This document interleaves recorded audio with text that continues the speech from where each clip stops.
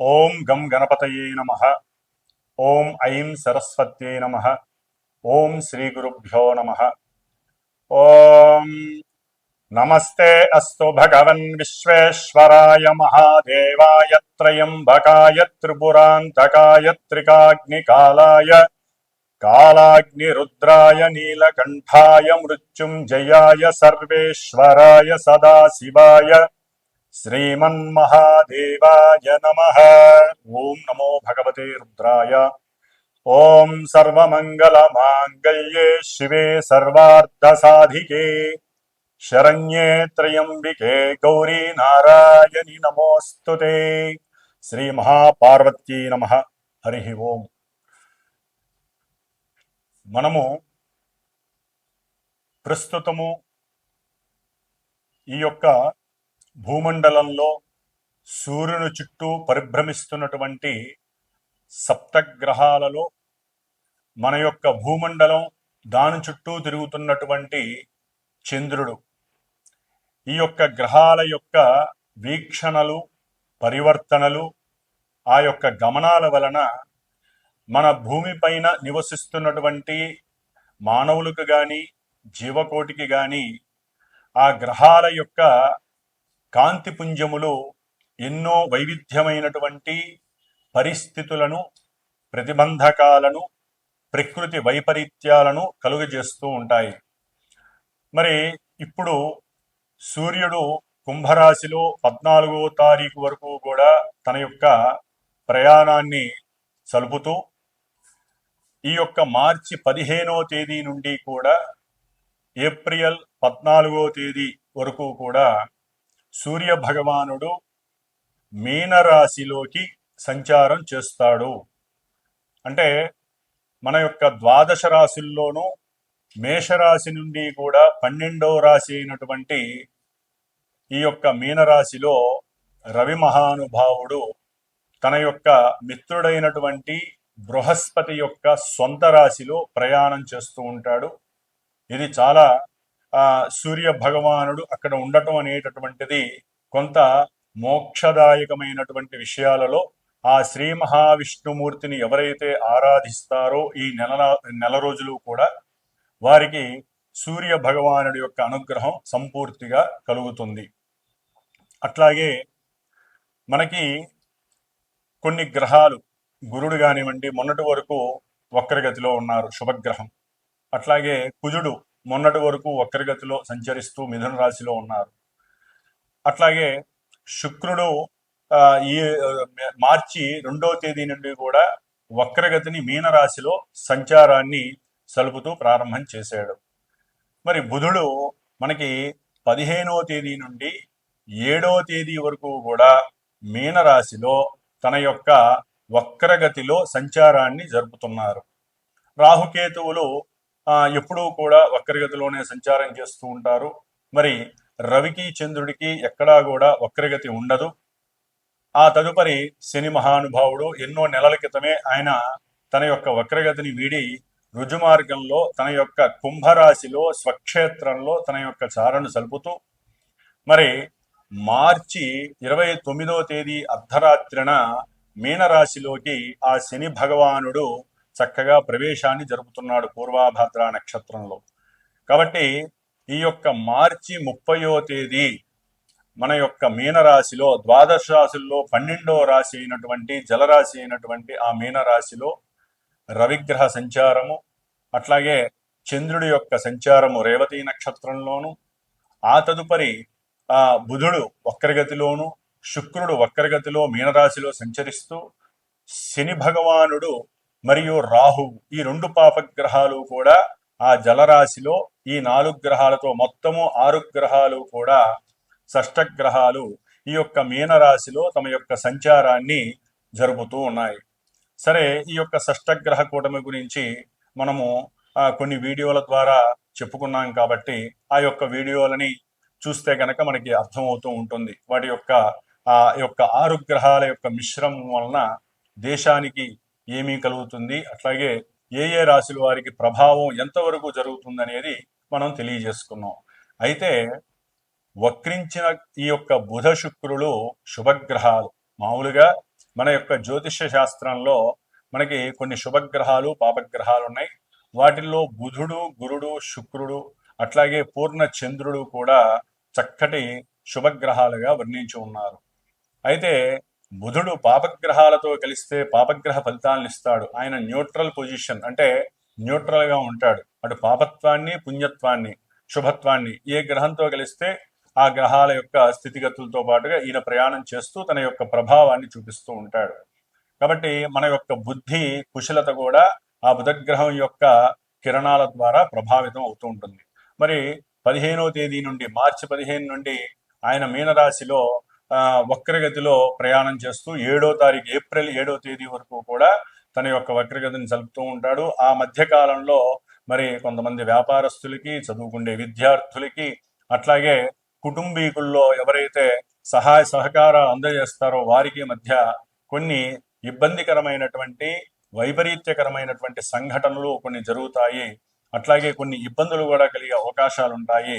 కాబట్టి మన యొక్క బుద్ధిని మనం ప్రకాశవంతంగా చేసుకోవడానికి ఆ యొక్క మార్చి 15వ తేదీ నుండి ఏప్రిల్ 7వ తేదీ వరకు కూడా విష్ణు సహస్రనామ స్తోత్ర పారాయణ రోజుకి ఒకసారి చేసినట్లయితే ఏ నక్షత్రం వారికైనా సరే, ఏ రాశి వారికైనా సరే కాస్త బుద్ధి వికాసం కలిగి, బుద్ధి మాంద్యము అట్లాగే బుద్ధి వలన కలిగేటటువంటి కొన్ని ఇబ్బందికరమైనటువంటి అవాక్కులు, చివాక్కులు, అట్లాగే పోటీతత్వాలు తగ్గి ప్రశాంత చిత్తతతో ఆ బుధగ్రహం మనల్ని కాపాడుతుంది.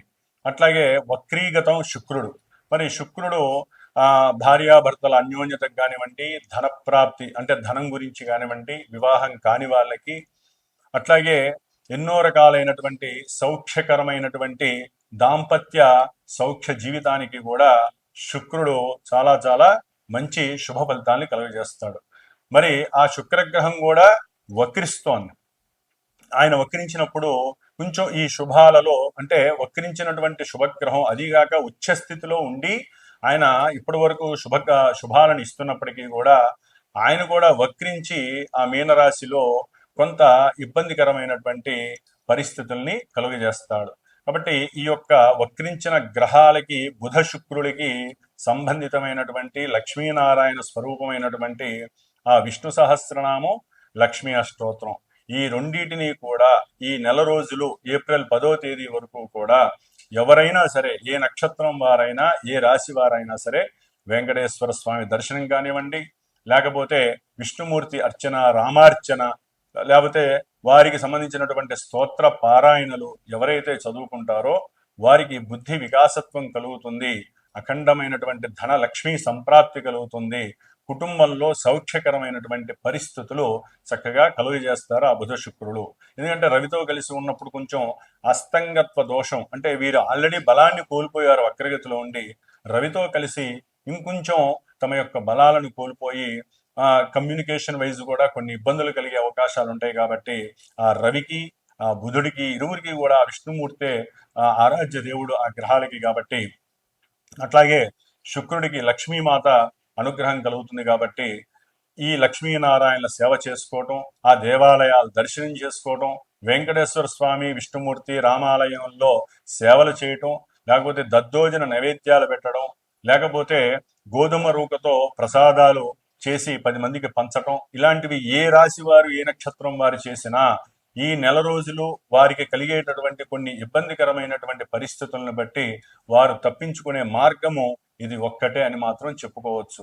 ఎందుకంటే మార్చి 30 నుండి కూడా మరి మళ్ళీ ఏప్రిల్ 14 వరకు కూడా ఈ సప్తగ్రహ కూటమి చాలా చాలా, అంటే రవి, శని, రాహువులతో బుధ శుక్రుడు, ఈ 5 గ్రహ కూటములు కూడా కొంత రాసుల వారికి, కొన్ని రాసుల వారికి ఇబ్బందికరమైనటువంటి పరిస్థితులను కలుగజేస్తాయి. కాబట్టి శని రాహువుల యొక్క మిశ్రమం అంత మంచిది కాదు. కాబట్టి దేశ ప్రకారం కూడా దేశాలలో కూడా ఎన్నో వైవిధ్యకరమైనటువంటి, విపరీతమైనటువంటి సంఘటనలు కలిగే అవకాశాలు ఉంటాయి. ఎన్నో జల ప్రమాదాలు కలిగేటటువంటి పరిస్థితులు, అట్లాగే ముడి, చమురు, ఈ యొక్క పెట్రోలియం శాఖకు సంబంధించినటువంటి విషయాలు కానివ్వండి, గనులు, బొగ్గురాళ్ళు, అట్లాగే సిమెంటు వ్యాపారాలకు సంబంధించిన వాళ్ళు, వస్త్ర వ్యాపారాలకు సంబంధించిన వాళ్ళు, అట్లాగే కలప, నార, అట్లాగే ఒత్తులు, పత్తి, ఇటువంటి పంట పొలాలకు సంబంధించినటువంటి వ్యవసాయదారులు కానివ్వండి, కొంతవరకు తగు జాగ్రత్తలు తీసుకుంటూ సరైనటువంటి మందులు మోసపోకుండా ఆ కెమికల్స్కి సంబంధించిన ఔషధాలు వేస్తూ తమ యొక్క భూముల్ని కాపాడుకుంటూ ఉండటం చాలా విశేషప్రదం. కాబట్టి ప్రతి రాశి వారు కూడా ఈ యొక్క ఈ లక్ష్మీనారాయణుల యొక్క అనుగ్రహం పొందటానికే ప్రయత్నం చేయండి. మరి ఈ యొక్క మీన సంక్రమణంలో రవి మహానుభావుడు, అట్లాగే కుజుడు, శుక్రుడు, బుధుడు, ఈ 4 గ్రహాలు కూడా కలుగు చేసేటటువంటి పరిస్థితులు ఏ విధంగా ఉంటాయి, మేషరాశి నుంచి మీనరాశి వారి వరకు మరి ఈ రాశి యొక్క ప్రభావాలు ఏ విధంగా మనల్ని అనుగ్రహిస్తాయి అనేటటువంటి విషయాన్ని మనం ఇప్పుడు తెలియజేసుకుందాం. మిథున రాశి.